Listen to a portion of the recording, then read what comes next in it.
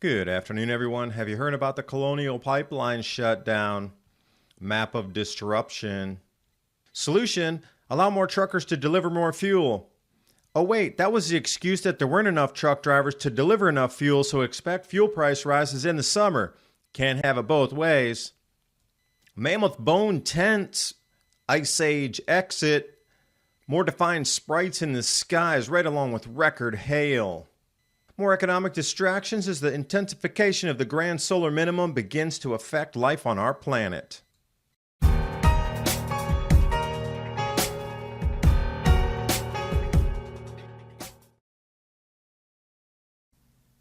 New studies show that by the time people reach their middle ages, the body often produces less than half of the collagen it did in their youth.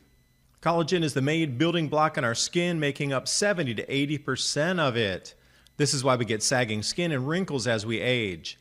If you want to look younger, you must supplement collagen, which will improve your skin's elasticity, make it smoother, more plump, and more youthful looking. That's why Ageless Multi-Collagen provides 5 key types of collagen you need from 4 different sources, essential to optimally support an array of full body benefits. No odor, no taste, no clumping, unlike other collagen supplements. And this is why I recommend Health with Adapt 2030. Ageless Multi-Collagen, and look at that, I need another bag already. Quick way for youthful appearance. Use the link in the description box below for 51% off my favorite Ageless Multi-Collagen. And now on with the video. And if you hadn't seen over the weekend, some sort of cyber disruption in the Colonial Pipeline. Apparently all the main lines have been locked up and operating and running systems have been encrypted. So they're unable to access anything to be able to turn the pipes back on and make them flow, specifically from the Gulf area. But the targeted areas for disruption are definitely going to be the Southeast U.S., most heavily hit. And you also think about what's down in the Southeast, a lot of resistance for a lot of things in the narratives going on. So you need to ask, is this another disruption like the Suez Canal to explain away further afield for months in the future for supply chains? U.S. Department of Transportation taking action to allow flexibility for truckers through 17 states to dismiss the temporary hours of service exemption, meaning how many hours a truck driver with a very flammable liquid inside it can drive. Pilots need to take breaks. Flight crews need to take breaks. Fuel truck drivers need to take breaks. Apparently, limits on transportation by fuels on our roads are going to be lifted. Fears of shortages. And as the closure continues, what they're going to try to do is reroute fuel trucks to go fill your local stations. If you're not on a spur line, the main lines are still closed. Department of Transportation issuing this emergency declaration beginning on the 9th and continue until the shutdown of the pipeline eases. They're worried about supply gasoline shortages along with diesel, jet fuel, and refined petroleum products not making it to your city. But what's most interesting, I just did a story last week on the very same types of trucks and the explanations for your fuel prices rising in the summer. Gasoline shortage isn't caused by what you think it is.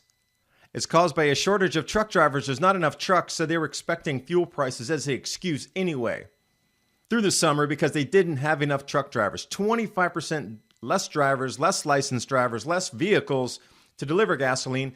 And that was the excuse for the price rises this summer. Yet, lo and behold, the Department of Transportation is trying to say that this is going to alleviate the shortages because they're going to use trucks to deliver all the fuels. Now, wait a second. Can't have it both ways. Which brings me over to the commodities nearing the strongest reaction to record global growth. Now, that orange line is a super spike of inflation in the 1970s that also caused, for those of you in history, huge, gigantic lines at the gas stations in the 1970s. Remember those lines? Those of you who are a little bit older, follow that red line in 2020 that crosses the dotted line. It exceeds almost every other commodity cycle going back to 1946. So now with the Suez Canal disruptions, not enough shipping containers, high unemployment, global stimulus, and now fuel shortages, leading to transitory inflation / hyperinflation. But remember, everything with the Fed, once it goes as a temporary measure, it's always adopted as a permanent measure. So to see the phrase transitory inflation, they're going to let it run hot, or transitory hyperinflation, I don't know how transitory it's going to be if you're going to try to bend a society into a new monetary system. Is this the beginnings of the movement to crypto? Central bank digital currencies? Perhaps it is. Let's jump back to the last ice age. You're going to like this. Mammoth tusk hut. So the archaeologists in Ukraine have suddenly, after the discovery in 1965, so how many is that, 50 plus years, decided to revisit this mammoth bone construction site. Tens of thousands of mammoth bones were used to construct what looks like a dome city comprised of multiples of these domed mammoth husk tents. Go figure, but the ingeniousness of using the tusks as a circular doorway, kind of like an igloo, pretty interesting, and the girth of those would be much easier than moving lumber around. But you have to wonder, why were there so many mammoth bones? You can't tell me that in this site with tens of thousands of mammoth bones laying around that they actually went out and hunted those, saved all the bones, and then decided to build a city out of it, versus just finding that and sort of like a mammoth graveyard and using the bones at that point. Magnetic reversal, 24,000 years ago. Exit of the Ice Age, 18,000. That would have been 6,000 years of decomposition. They would have found those bones squeaky clean after the last magnetic reversal. Speaking of electrical phenomenon in our Earth's skies, as the magnetosphere changes with the sun stepping down in its magnetic activity, red sprites over Kansas, May 3rd, 2021. These are some of the most defined, electrically charged canyon walls coming to life displays that they've ever seen. There's definitely an uptick. The feet are now becoming tendrils themselves, and I wonder if you're going to scale that 10x or 100x, what that'll actually turn into in the visuals. Plasma displays in Chaco Canyon coming to life. We're going to see a lot of changes in our lifetimes here between now and 2024. Hondo, Texas hailstone could be the world's largest. So the 6 1/4 inch, but the density and girth of it for the weight could be. So regardless of that, what kind of updrafts could continue to push this hailstone to reach record heights? That just means something in the atmosphere is changing, because you need to bring in a huge updraft. But what kind of wind speeds need to carry that up and down to freeze, refreeze, freeze, refreeze? That's one massive storm that can continue to recirculate that in the upper atmosphere to cause such a large hailstone off of the nucleus to grow.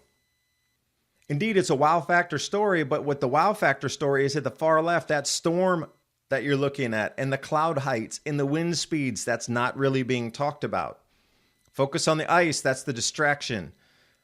Focus on the changes in the jet streams in the magnetosphere causing such severe storms with higher winds and higher cloud tops. Don't talk about that. Because you'll be so rest assured that the powers that be are just working the best they can to get the gasoline to your house. So just go to sleep tonight and it'll all be taken care of. And if you decide not to do that and take action for your own safety, you're going to want to think about storable foods. 2-week or the 4-week emergency food supply, My Patriot Supply and Adapt 2030. Because long-term storable foods, if you can't make it to the markets or the food can't get delivered to your stores, what do you have? Crack open the bucket, food. And please remember, every purchase that you do make with My Patriot Supply helps support this channel here at Adapt 2030, so I can bring you more information to keep you and your families more grand solar minimum prepared. My name is David Dubine. Thanks for watching, and I hope you got something out of the video. I'll see you next time.